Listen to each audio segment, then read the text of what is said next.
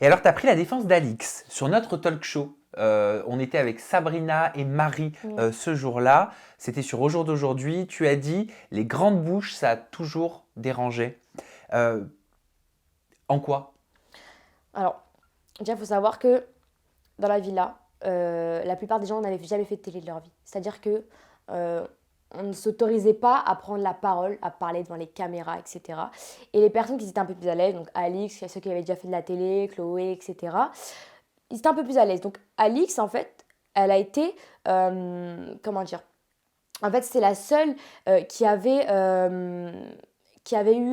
osé dire ce qui n'allait pas, ce qui allait dans la villa. Et en fait, peut-être que d'autres personnes le pensaient aussi, mais qui n'avaient pas forcément osé le dire, parce que voilà, on est en télé, on n'ose pas en fait forcément.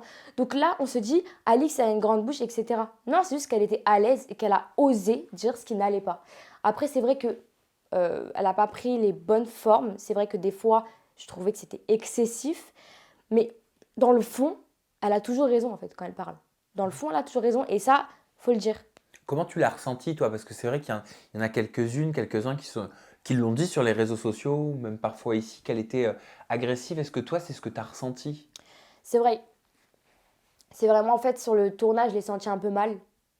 À Euh, mal, ouais, donc pas agressive.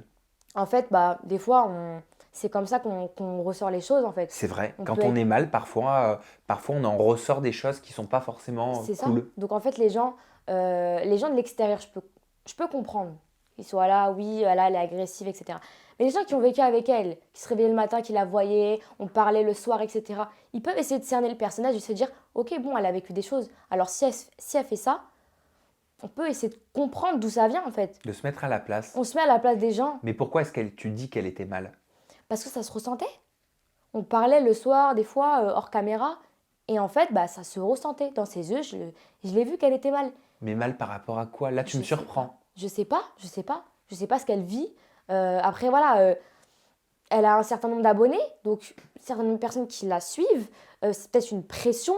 Je sais pas ce qu'elle vit au quotidien. Elle a vécu aussi la rupture avec Benji, donc forcément, ça a dû l'impacter. Et forcément, elle le ressort comme ça. Peut-être que c'était trop tôt. Elle aurait peut-être pas dû faire de la télé à ce moment-là. Elle aurait dû se reconstruire et après revenir plus forte. Voilà, tout simplement.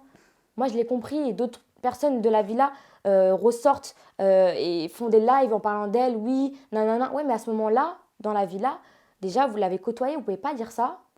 Essayez de comprendre. Et aussi, euh, je trouve ça petit de sortir de la villa, de faire des lives où ils insultent Alix, alors qu'en réalité, face à elle, c'était des grands sourires. Donc, c'est hypocrite. Voilà, il y a beaucoup d'hypocrisie et je trouve pas ça normal.